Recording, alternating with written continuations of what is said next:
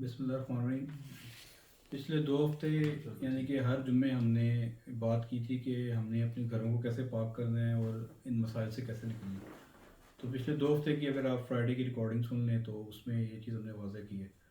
उससे अगले हफ्ते यानी कि 2 हफ्ते के दौरान ये 2 वीडियोज़ रिकॉर्ड हुई हैं। हमने ये बताया था कि हम अपने मुल्क को कैसे सही कर सकते हैं, कौन से 14-15 कदम हैं, स्टेप्स हैं जो अगर हम उठाएँ तो हमारे मुल्क के मामलात जो हैं वो बेहतरी की तरफ चल पड़ेंगे और 4-5 साल में हम इंशाल्लाह काफ़ी बेहतर हो जाएंगे। इन सब चीज़ों को मद्देनज़र रखते हुए आज तीसरा हफ्ता है और आज हम बात करेंगे कि यूके के अंदर जो हमारी पाकिस्तानी कम्युनिटी है या इवन कि एज अ ब्रिटिश जितने भी लोग यूके में रहते हैं, सबसे बड़ा मसला यहाँ पे हाउसिंग का है, रेंटिंग का है, क्योंकि ये इतनी एक्सपेंसिव हो गया कि ये मसला बिल्कुल नको नक चल रहा है कि लोग रहना भी चाहते हैं और रह भी नहीं सकते वाला हिसाब हो गया, क्योंकि रेंट बहुत हाई हो गए हैं। और अगर कोई बाय करना चाहे तो सिवाय मॉर्गेज के कैश पे ऑप्शन है, लेकिन कैश किसी किसी में होती नहीं है, तो मॉर्गेज के अलावा कोई ऑप्शन नहीं है कि वो घर बाय कर सकें। और बीइंग अ मुस्लिम जो है, हमें ये चीज़ हमें हमेशा सारी ज़िंदगी सताती रहती है कि घर तो ले लिए मॉर्गेज पे, लेकिन ये जायज़ नहीं था, ले लिया क्या करते, कहाँ जाते हैं। तो फिर लोग मुख्तलिफ जगहों पे फतवे लेते जाते हैं। कई जगहों से उनको थोड़ी सी नरम बात सुनने को मिलती है, कई जगहों की थोड़ी सख्त बात मिल जाती है, तो वो कंफ्यूज ही रहते हैं सारी ज़िंदगी। यानी कि गुनाह भी कर लिया और कोशिश की कि किसी जगह पता लग जाए कि गुनाह नहीं हुआ, तो वो इस कश्मकश में सारी ज़िंदगी गुजर जाती है। तो मेरे जहन में एक दो आइडियाज़ आए कि मैंने कहा मैं आपसे शेयर करूं कि शायद किसी को ये बात पसंद आ जाए और शायद कभी ज़िंदगी में इस पर अमल हो जाए तो हम शायद इस मसले से निकल आएँ। तो मैंने 2 प्लान बनाए हैं। एक मैंने बनाया है जो हमारी पाकिस्तानी कम्युनिटी यूके में रहती है, सिर्फ पाकिस्तानी कम्युनिटी के हवाले से, क्योंकि और कम्युनिटीज़ भी हैं, अगर उनको इंक्लूड किया जाए तो फैक्ट्स एंड फिगर्स काफ़ी डिफरेंट हो जाएंगे, उस पर होमवर्क काफ़ी करना पड़ेगा। तो पाकिस्तानी कम्युनिटी को सामने रखते हुए, क्योंकि मैं भी पाकिस्तानी हूँ, तो हम यहाँ रह रहे हैं, हम लोगों को ऐसा क्या तरीका हो कि हम या आइंदा हमारी आने वाली नस्लें यानी हमारे बच्चे जो उनसे हैं वो इस घर के मसले से बाहर निकल जाए। तो मैंने एक रफ एस्टिमेट किया है और ये कोई फिक्स नहीं है, इसको आप ऑब्वियसली चेंज कर सकते हैं वक्त के साथ ऊपर नीचे। सेंसस की जो रिपोर्ट है 2021 की, यानी कि 2021 की, यूके के मुताबिक पाकिस्तानियों की जो पॉपुलेशन यूके के अंदर है वो 1.6 मिलियन प्लस है। यानी 2021 में जितने पाकिस्तानी या ब्रिटिश नेशनल रह रहे हैं वो ऑलमोस्ट 16 लाख से ज़्यादा उनकी आबादी है। तो अब तो 2024 है, तो जाहिर बात है ये बढ़ गई होगी, और इस दौरान वैसे भी काफ़ी नए लोग भी हैं। उस 1.6 मिलियन की आबादी में से जो 51% लोग हैं इस वक्त, ये गूगल पे अगर आप सर्च करें, मुख्तलिफ वेबसाइट्स हैं, उनके अपने घर हैं, यानी ओन हाउस है, उनके अपने घर हैं, मॉर्गेज पे लिए हैं या जैसे भी लिए हैं, उनके अपने घर हैं, उनको घर की ज़रूरत नहीं है, ऑलरेडी घर में रह रहे हैं। लेकिन जो पीछे के 49% हैं या 50% हैं समथिंग लोग, वो या तो सोशल हाउसिंग यानी कि हाउसिंग बेनिफिट या कौंसल के ज़रिए घर लेके रह रहे हैं, या प्राइवेट रेंटिंग में रह रहे हैं, तो वो भी आधी आबादी ही बनती है, 49% 50% तकरीबन। तो मैंने ये सोचा कि क्यों ना कोई ऐसा फैक्ट एंड फिगर सिंपल सा बनाया जाए कि जिससे शायद कुछ हमें समझ आ जाए कि हम 5 साल 10 साल 15 साल में अगर ऐसा कोई प्रोजेक्ट चलाएं जिसे क्राउड फंडिंग नॉर्मली कहा जाता है, और इस तरीके से हम अपनी कम्युनिटी को इस मसले से बाहर निकाल दें। तो मैंने ये हिसाब लगाया कि आधे लोगों के पास तो घर है, आधों के पास नहीं है। आधे का मतलब है 8 लाख लोग ऐसे हैं जिनके पास घर नहीं है। 8 लाख का मतलब ये है कि हर घर जो एक फैमिली होती है उसमें 4-5 लोग एक घर में रहते हैं। तो बेसिकली अगर 8 को आप 4 पे भी एवरेज डिवाइड करें तो 2 लाख घर हमें चाहिए। अगर 2 लाख घर हैं तो उसमें 8 लाख लोग रह सकते हैं, तो इसका मतलब है कि 2 लाख घरों से ये मसला हल हो सकता है। लेकिन मैंने एक रफली एस्टिमेट बनाया कि हम 8 लाख के ज़रिए ही इसको कैलकुलेट करें। तो मैंने ये सोचा कि अगर 8 लाख लोग 1,000 पाउंड एक क्राउड फंड में डालें तो ये रुपयों में बनता है, पाउंड्स की अमाउंट में, रुपीज़ में बता रहा हूँ कि पाउंड्स में कितनी बनती है, 80 करोड़ पाउंड बनता है, जो कि 80 billion 8 billion sorry 8 billion pound बनती है रकम। अभी जो इस वक्त रफली कॉस्ट आ रही है यहाँ यूके में, लंदन की मैं बात कर रहा हूँ, जो बिल्डर्स हैं या जो थोड़े बहुत जानने वाले से मुझे एक रफ एस्टिमेट मिला है, वो बता रहे हैं कि 1,30,000 पाउंड से लेके 1,50,000 60,000 पाउंड तक 1 बेडरूम से लेके 3 बेडरूम तक फ्लैट बन जाता है यहाँ पे। कॉस्ट उसकी आती है, अब डिपेंड करता है आप कितनी ऊंची बिल्डिंग बनाते हैं, उसमें कितने फ्लैट हैं, उसमें हॉलवे या ओपन एरिया कितना आपने रखा है, वो सारी चीज़ें। तो मैंने उसको सामने रखते हुए मैंने 1.5 लाख एवरेज प्राइस रखी है कि एक 3 बेडरूम फ्लैट अगर बनाया जाए तो 1.5 लाख पाउंड में बन जाता है, नया ब्रांड न्यू बिल्कुल। बजाय इसके कि हम खरीदें और वो 4-5 लाख पाउंड दें, हम 3 बेडरूम अपना बनाएं अगर, तो 1 मिलियन में 6.6 फ्लैट बन जाते हैं 3 बेडरूम, यानी कि 6.5 फ्लैट 1 मिलियन पाउंड में बन जाते हैं। तो अगर हमारे ये जो 8 लाख लोग हैं यूके में, पाकिस्तानी कम्युनिटी, अगर ये हर बंदे के हिसाब से हम 1,000 पाउंड से कलेक्ट करें, यानी कि एक फैमिली में 5 लोग रहते हैं तो उनको 5,000 पाउंड चाहिए बेसिकली, 5 यानी पर पर्सन 1,000 पाउंड। हो सकता है कोई 5,000 दे सकता हो सकता है कोई 4,000 दे, हो सकता है कोई 3,000 दे, वो भी एक सिनेरियो है। लेकिन अगर हम मॉर्गेज पे घर लेने जाएँ तो हमें 1,00,000 पाउंड या 80,000 पाउंड या 70,000 पाउंड सिर्फ डिपॉजिट के लिए चाहिए होता है, जो कि बहुत मुश्किल है आजकल के ज़माने में। तो इस तरीके से अगर एक फैमिली 5,000 पाउंड अगर 5 लोग रहते हैं घर में दें तो पर पर्सन 1,000 पाउंड हमें मिल गया। तो 8 लाख लोगों के हिसाब से अगर इसको मल्टीप्लाई करें तो 80 करोड़ पाउंड बनता है, 8 बिलियन पाउंड ये बनती है रकम। और 1 बिलियन में जैसे मैंने बताया कि 6.6 हाउस आ जाते हैं, यानी कि 6.5 फ्लैट बनते हैं 3 बेडरूम।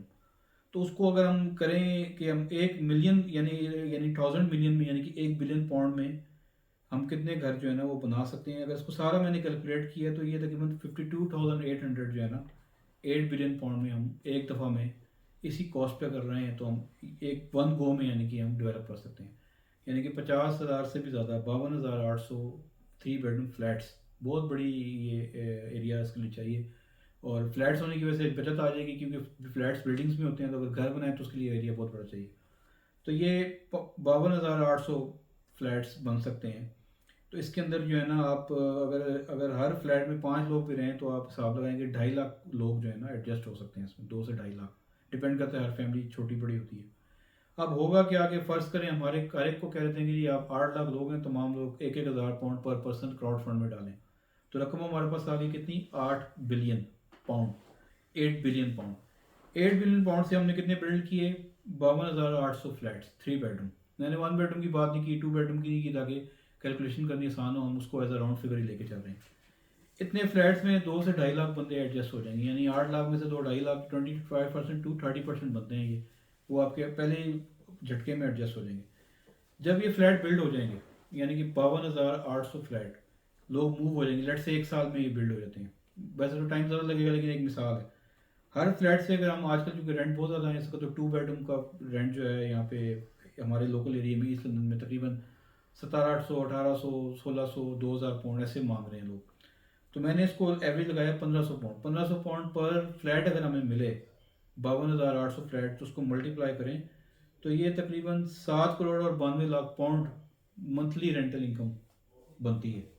यानी कि हर महीने आपको 7 करोड़ 92 लाख पाउंड अगर आपको मिलें, तो आपसे इससे मज़ीद कितने फ्लैट बिल्ड कर सकते हैं। और ये जो रेंट आप लेंगे ये रेंट नहीं होगा, ये जो लोग घरों में मूव हो चुके होंगे ये अपनी रीपेमेंट कर रहे होंगे, यानी वो जो 1500 पाउंड दे रहे होंगे वो उनका जो असल लोन होगा ना 1.5 लाख, ये उसमें से माइनस हो रहे होंगे, क्योंकि हमने सूद से बचना है।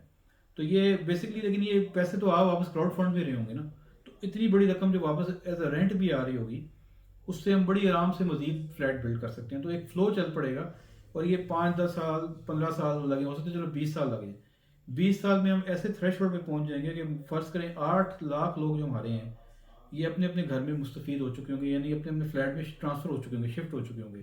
और इनके बच्चे जो उस वक्त तक जवान हो गए या हो रहे होंगे, जिनकी शादियाँ होने वाली होंगी या हो चुकी होंगी, उन्हें भी 1 bedroom 2 bedroom 3 bedroom flat London में चाहिए होगा, या लंदन से थोड़ा बाहर चाहिए होगा। तो क्राउड फंड के अंदर इतनी रकम हर वक्त मौजूद होगी कि अगर हम उनको जल्दी जल्दी साथ बना बना के देते जाएंगे। इवन कि अगर हम थ्रेश होल्ड क्रॉस कर गए, यानी कि हमारी डिमांड एंड सप्लाई का थ्रेश होल्ड है कि हमारी डिमांड से ज़्यादा हमारी सप्लाई हो, तो ये भी पॉसिबल होगा कि जैसे जैसे बच्चे जवान होते जाए, उनकी शादियों का वक्त आए, तो वो फ़ौरन ही उनको यानी कि फ्लैट मिल जाए। ये पॉसिबल है, क्योंकि हमारी जो रेंटल इनकम के तौर पे इनकम वापस आ रही होगी, उसमें हम ये भी कर सकते हैं कि या तो उसको 100% रीपेमेंट कंसिडर कर लें कि 1500 पाउंड आप जो दे रहे हैं और 1500 पाउंड आपका सिर्फ रीपेमेंट में 100% हो, या हम वॉलंटरीली उन्हें ये कह सकते हैं कि यार देखें ये क्राउड फंड तो हमारे लिए भी है और हमारे बच्चों के लिए भी है। तो हर एक बंदा जो है समझ ले कि 1500 पाउंड में से 200 पाउंड हम रेंट दे रहे हैं, यानी कि 1300 पाउंड रीपेमेंट और 200 पाउंड एज अ रेंट।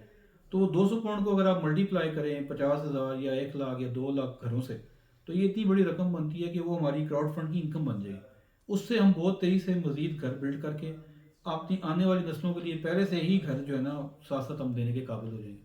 तो उन बच्चों को ना तो बैंक के पास सूद लेने के लिए कर्जे के लिए जाना पड़ेगा, ना उनको ये परेशानी होगी, क्योंकि हाउसिंग बेनिफिट या यूनिवर्सल क्रेडिट पे भी अगर वो रेंट अप्लाई करेंगे तो उनको इतना रेंट आराम से मिल जाएगा, क्योंकि हम मार्केट से कम रेंट बता रहे हैं। मार्केट में अगर 1800 2000 तो मैंने 1500 के हिसाब से बात की है, तो बड़ी इजीली उनको यूनिवर्सल क्रेडिट मिलेगा। गवर्नमेंट को भी बहुत फ़ायदा कि उनकी कॉस्ट काफ़ी कम हो जाएगी।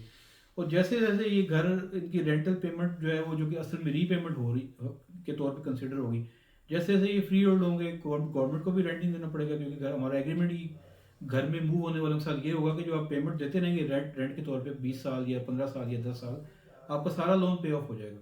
तो वो लोन पे ऑफ हो जाएगा, घर फ्री होल्ड उनके नाम ट्रांसफ़र हो जाएगा। तो होगा क्या कि हाउसिंग बेनिफिट का इस वक्त पता नहीं कितने बिलियन का लोड है यूके गवर्नमेंट पे, ये ख़त्म हो जाएगा। ये सिर्फ पाकिस्तानी कम्युनिटी के हवाले से मैं बात कर रहा हूँ। फिर इसी क्राउड फंड को अगर हम जारी रखें तो इसके ज़रिए हम मज़ीद कार फाइनेंसिंग भी कर सकते हैं 100% हलाल तरीके से। घर का फर्नीचर है वो कर सकते हैं हम, उनको किसी न किसी बिज़नेस के लिए लोन भी दे सकते हैं, वो अगले लेवल की बातें हैं। लेकिन मैं वैसे एक विजन दे रहा हूँ कि क्राउड फंड अगर हम ना रोकें, उसको चलाई रखें, यानी कि जिनके फ्री होल्ड घर हो भी गए हैं उनकी रीपेमेंट भी कंप्लीट होगी सब कुछ, उन्हें हम ये कह सकते हैं कि आप वॉलंटरीली 100 पाउंड हर महीने वैसे दे दिया करें। उससे क्या होगा कि अगर 8 लाख लोग जो हैं 100 पाउंड पर पर्सन भी दे, या अगर 8 लाख लोगों को आप 5 पे डिवाइड कर लें, यानी कि आप कहेंगे 1 लाख पाउंड भी हो, तो वो 1 लाख पाउंड हम लैंडिंग भी कर सकते हैं। छोटे मोटे बिजनेस, कोई गाड़ी किसी को ले दी, किसी को कुछ कर दिया, किसी को हज उम्रा करा दिया फ्री ऑफ कॉस्ट। तो क्राउड फंड का में जो पैसा आएगा वो चूँकि 8 लाख लोगों की तरफ से आएगा, तो उनकी सदका ज़कात खैरात हो गई या जो भी आप कह लें, वो उस सेंस में भी लिया जा सकता है। तो जाने वालों के लिए हज फ्री हो गया, अगर किसी की शादी का खर्चा है तो आप वलीमा का खर्चा उठा सकते हैं। तो पूरी कम्युनिटी को जो है ना, आप इसमें इंतहा से ज़्यादा खैरात का काम भी अगर करना चाहें वो भी कर सकते हैं, वैसे नॉर्मल चैरिटी भी कर सकते हैं, या इससे मज़ीद भी प्लान करके इस क्राउड फंड को और बड़ा करके तो मज़ीद भी हम फंडिंग करके और भी बहुत सारे मसले हल कर सकते हैं। तो ये एक छोटा सा विजन था मेरा पाकिस्तानी कम्युनिटी के लिए सिर्फ। अब हम आ जाते हैं कि जो हमारी यूके गवर्नमेंट अगर ये क्राउड फंडिंग जो है अगर खुद करे, तो यूके गवर्नमेंट करेगी पूरे यूके ब्रिटिश नेशनल के लिए, उसमें तो फिर सब ही आ जाते हैं। तो वो किस तरीके से करे? 2022 के सेंसिस के मुताबिक जो है ना, यूके की आबादी अराउंड 67 मिलियन है, मतलब 66 समथिंग थी, मैंने 67 राउंड की है। अब तो चूँकि 2024 है तो 67 तो इसको क्रॉस हो चुकी होगी। तो 67 मिलियन लोग अगर पर पर्सन फिर सिर्फ 5 पाउंड भी दे एवरी मंथ, जो कि समझ लें कि ये बनता है, तो ये every month 335 million pound per month हम इकट्ठा कर सकते हैं यूके की पॉपुलेशन से। तो 335 मिलियन पाउंड एवरी मंथ आपको मिलेगा अगर 5 पाउंड हर बंदा यूके में रहने वाला जो यहाँ परमानेंट रह रहा है वो अगर दे, तो 335 मिलियन पाउंड हमारे पास एवरी मंथ इकट्ठा होगा। तो 6.6 मिलियन यानी 6.6 हाउस 1 मिलियन में बनते हैं। तो अगर हम मल्टीप्लाई करें 335 मिलियन को 6.6 से, यानी कि हम बनाएं, तो ये 2211 फ्लैट 3 बेडरूम इसमें बन जाते हैं हर महीने। यानी 2,200 घर हर महीने गवर्नमेंट बना सकती है इन पैसों से, और 2,200 लोगों को ये 2,200 नहीं, तकरीबन 10,000 लोगों को हर महीने ये घर दे में एकोमोडेट कर सकती है। क्योंकि 2200 घर जो हैं वो 3 बेडरूम फ्लैट हैं, 1 बेडरूम नहीं है, तो हर 3 बेडरूम के अंदर 5 लोग रह सकते हैं। तो अगर आप 2200 घर बना रहे हैं, तो 2200 घरों में अगर हर घर में 5 बंदे रहें, तो ये 10,000 लोग हर महीने जो इधर उधर भटक रहे हैं, कोई हाउसिंग बेनिफिट पे या कुछ भी है, उन्हें आप घर प्रॉपर उनके घर दे सकते हैं। उसके बाद उनका रेंट जो है वो हाउसिंग बेनिफिट से आता रहे, तो उनकी रीपेमेंट स्टार्ट हो जाए। तो हर घर से अगर 1500 पाउंड रेंट आए तो 3.3 मिलियन पाउंड हर महीने इकट्ठा हो सकता है रेंटल के तौर पे, जो रीपेमेंट में कंसिडर होगा। तो हर महीने हम 22 घर उससे भी बना सकते हैं, यानी कि 22 फ्लैट हर महीने आप न्यू बिल्ड जो है फ्री होल्ड उससे बिल्ड कर सकते हैं। तो एक तरफ तो आपके पास 2,200 घर आ रहे हैं, और एक तरफ आपकी रेंटल इनकम जो आपकी पहले झटके में आनी शुरू हो जाएगी 22 घर उसके अलावा है। तो तकरीबन 2250 रफली जो है ना flat 3 bedroom every month build किए जा सकते हैं। और मेरा ख्याल है कि मुझे एग्जैक्टली तो नहीं पता कि किस वक्त कितना लोड है गवर्नमेंट पे, अगर ये प्रोसेस जारी रखा जाए, क्योंकि इस प्रोसेस को चलाएगा कौन? गवर्नमेंट, हम लोग नहीं चलाएंगे। क्योंकि गवर्नमेंट के ऊपर लोग ट्रस्ट भी करेंगे, उनका एक प्रॉपर बैंक अकाउंट होगा, उसमें पैसा इकट्ठा होगा, चाहे वो कौंसल टैक्स के जरिए इकट्ठा किया जाए या किसी और तरीके से। तो गवर्नमेंट तो कोई इंसान नहीं होती, वो तो एक इदारा होता है, तो वो पैसे आते रहेंगे और उससे रीबिल्डिंग होती रहेगी। तो ये प्रोसेस हमेशा कैरी ऑन रहेगा 10 साल, 15 साल, 20 साल, 30 साल। तो एक वक्त आएगा कि ये भी थ्रेश होल्ड पर पहुँच जाएंगे, 20 साल बाद पहुँचे या 30 साल बाद। तो हर बंदा जो यूके में रह रहा है, जो यूके नेशनल है या इंडेफिनेट पे है या ऐसा कोई भी परमानेंट उसका स्टे है, उसको गवर्नमेंट अपना घर दे सकेगी, और उसकी रेंटल इनकम से उसका रीपेमेंट होगी और वो उसको घर फ्री होल्ड मिल जाएगा।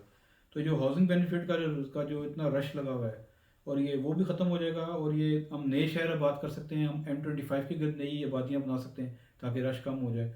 और ये जो यूनिवर्सल क्रेडिट हाउसिंग बेनिफिट की पेमेंट बिलियंस में जा रही है गवर्नमेंट की, ये इतना लोड है गवर्नमेंट पे बिलियंस ऑफ पाउंड का, ये ख़त्म होना शुरू हो जाएगा आस्ता। तो 20-25 साल में पूरा कंट्री ओवरऑल हो जाएगा।